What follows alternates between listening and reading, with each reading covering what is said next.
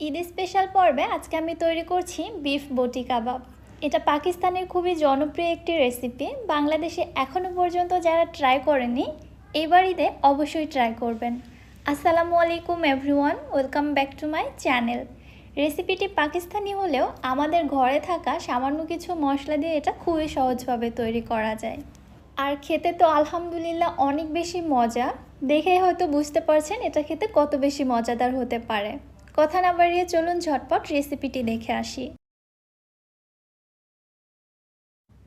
বিসমিল্লাহ।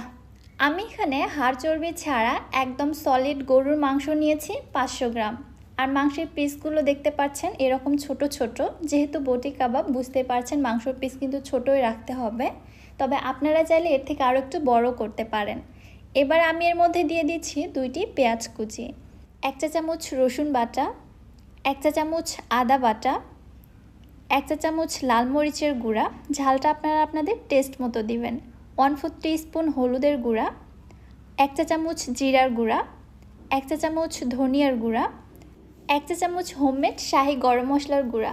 এই রেসিপি আমি চ্যানেলে অলরেডি আপলোড করে দিয়েছি, আপনাদের প্রয়োজন হলে দেখে নিতে পারেন, লিঙ্কটি ডিসক্রিপশন বক্সে দিয়ে রেখেছি। একটি বড় সাইজের দারুচিনি, 3টি সাদা এলাচ এবং দিয়ে দিচ্ছি স্বাদ মতো লবণ। এখানে প্রায় 1/2 চামচের মতো লবণ দিয়েছি। এবারে সব কিছু খুব ভালোভাবে আমি মেখে নিচ্ছি। এই কাজটি আপনারা হাত দিয়েও করতে পারেন, আমি চামচের সাহায্যে খুব ভালোভাবে মেখে নিচ্ছি।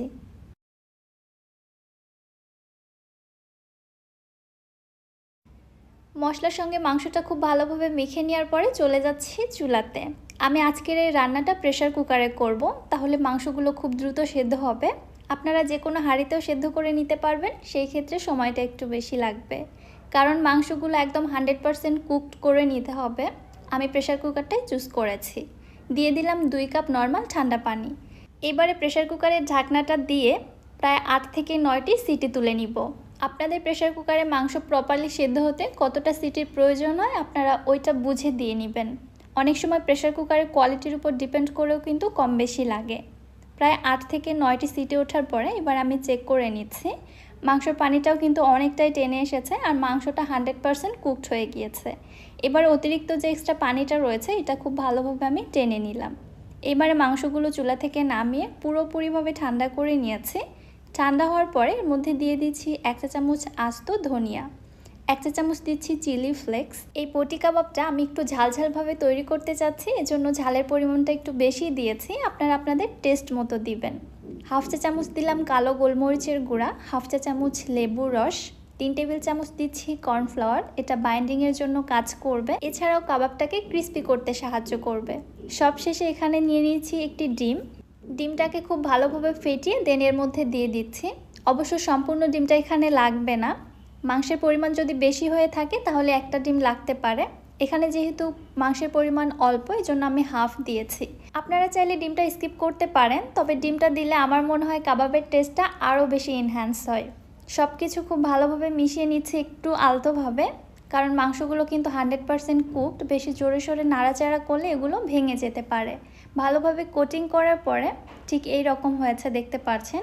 এবার এগুলো আমি ভেজে নিব। চলে যাচ্ছি চুলাতে। চুলায় একটি ফ্রাইং প্যানে পর্যাপ্ত পরিমাণে তেল দিয়েছি। তেলটা খুব ভালোভাবে গরম হয়ে আসলে এর মধ্যে আমি মাংসের টুকরোগুলোকে দিয়ে দিচ্ছি। যেহেতু এই মাংসের টুকরোগুলো আগে থেকে অলরেডি 100% কুকড করা আছে, সো ভেজে নিতে খুব একটা বেশি সময় লাগবে না। উল্টে পাল্টে সুন্দর একটা কালার আসা পর্যন্ত ভেজে নিব। কালার চলে আসলে আমি এগুলোকে উঠিয়ে নিব।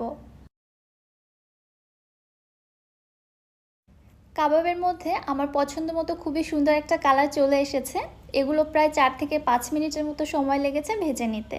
এবার আমি তেল ঝরিয়ে উঠিয়ে নিচ্ছি।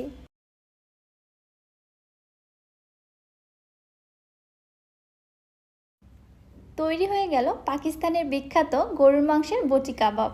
কাবাবটি দেখতেই কত বেশি লোভনীয় হয়েছে, তাই না? আর এটা খেতে কেমন মজা হবে আপনারা একটু রিয়েলাইজ করেন তো। আচ্ছা, এত কিছু করতে হবে না। এবার ঈদে গরুর মাংস দিয়ে অবশ্যই রেসিপিটি ট্রাই করবেন, তাহলে বুঝতে পারবেন এটা খেতে কত বেশি মজা। এই কাবাবটি ভাত, রুটি, খিচুড়ির সঙ্গেও খাওয়া যেতে পারে, তবে আমার কাছে সবথেকে বেশি ভালো লেগেছে স্ন্যাক্স হিসেবে খেতে।